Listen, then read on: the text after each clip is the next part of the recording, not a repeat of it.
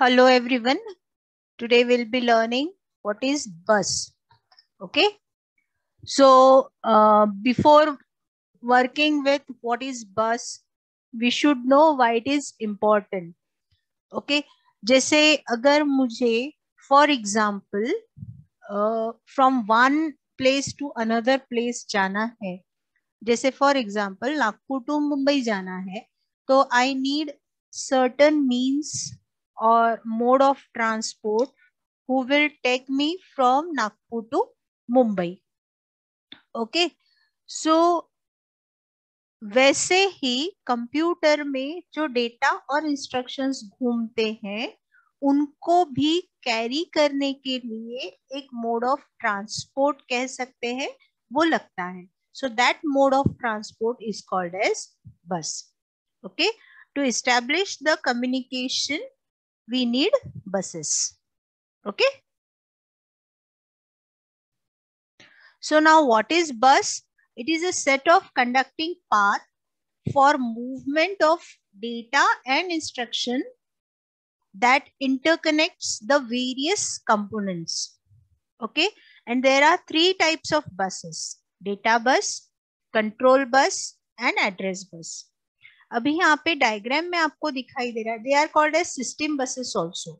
Okay, so यहाँ पे diagram में आपको दिखाई दे रहा है,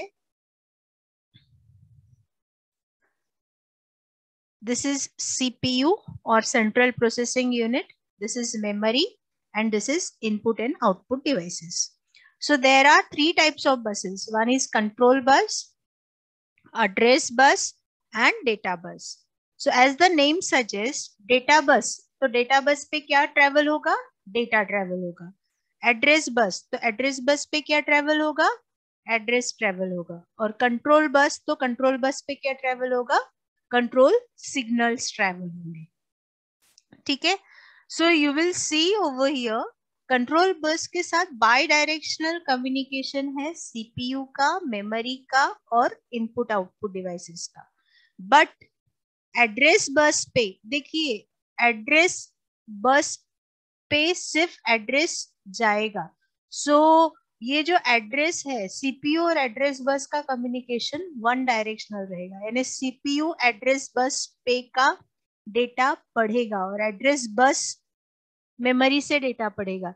यानी सीपीयू का वन एड्रेस बस सीपीयू पे नहीं डेटा डालेगा और मेमोरी एड्रेस बस पे डेटा नहीं डालती है.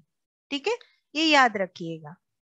ओके, सो कंप्यूटर में जितना भी डेटा या इंस्ट्रक्शंस का कम्युनिकेशन करवाना है, मूवमेंट करवानी है, अलग अलग कंपोनेंट्स को एक दूसरे से काम करवाना है, so we need a set of path. So एक ब्रॉड केबल आपको कंप्यूटर ओपन करते हैं तो ब्रॉड केबल दिखाई देता है.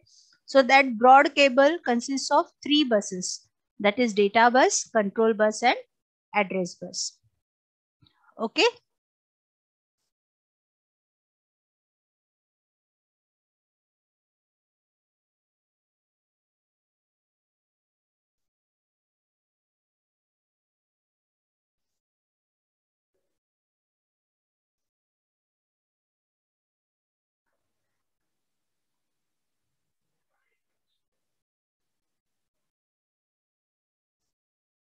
Now we will in detail see the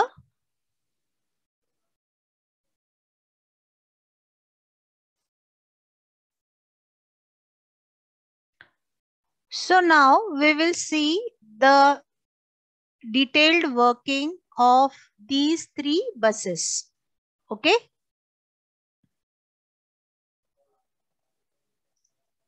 So first is data bus. So data bus क्या carry करेगा? Data bus carry करेगा data from either memory to device or from device to memory under the supervision of central processing unit. जैसे imagine करिए आपको एक place से दूसरे place जाना है, तो आपके साथ आपका लगेज और एक टिकट भी ट्रेवल करता है, राइट? तो टिकट पे क्या होता है, आप कहाँ से कहाँ ट्रेवल कर रहे हो, source to destination, date of journey and where you are sitting, ये सारा मेंशन होता है, राइट। सो अभी टिकट पे तो हो गया एड्रेस, राइट। आपका लगेज और आप खुद भी ट्रेवल करते हो from source to destination. So data bus carries, यानी सेम मोड ऑफ ट्रांसपोर्ट, जैसे ट्रेन हो, बस हो, कोई भी व्हीकल हो, it is carrying you, your luggage as well as the ticket. Okay, so the data bus carries data from memory to the device or from the device to the memory under the supervision of CPU. Okay, remember that. अब कितना data एक समय पे travel होना चाहिए, right. तो वो decide किया जाता है by the size of the computer word, like how much width it is having. जैसे रजिस्टर्स की जितनी विड्थ रहेगी, अकॉर्डिंगली उतना डेटा ट्रेवल होगा। सो लाइक हम बोलते हैं ना 8 bit data, 16 bit data, so how much data will be traveled in one block will be decided by the size of the computer word. Okay, and data is bidirectional, so the data bus is bidirectional. Data travels in both directions, from devices to memory, memory to devices, memory to CPU, CPU to memory. So it is like bidirectional. Okay, but control bus, अभी control bus ये बहुत ही important वाला है, ठीक है। It will never carry address, it will never carry data, but it will carry control signals जो all over घूमते रहेंगे। ऑल ओवर मतलब सीपीयू से input devices, output devices, memory, wheresoever it is possible the communication, वहां पे सब जगह आपको कंट्रोल सिग्नल्स वर्केबल दिखाई देंगे। so control signals carries are being carried in both directions, so that's why control bus is also bidirectional, ठीक है।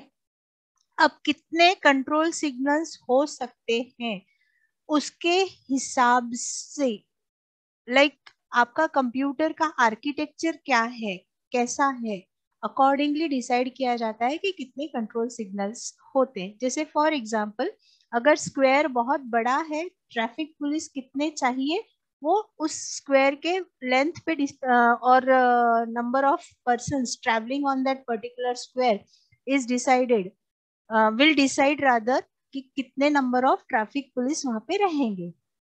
Getting, so same is the situation in computer also, ठीक है। अभी इसके वजह से depending upon the architecture, computer का architecture, वो सिग्नल के नंबर्स डिसाइड होते हैं, इसलिए कंट्रोल बस का ऐसा कोई स्पेसिफिक स्टैंडर्ड विड्थ नहीं होता।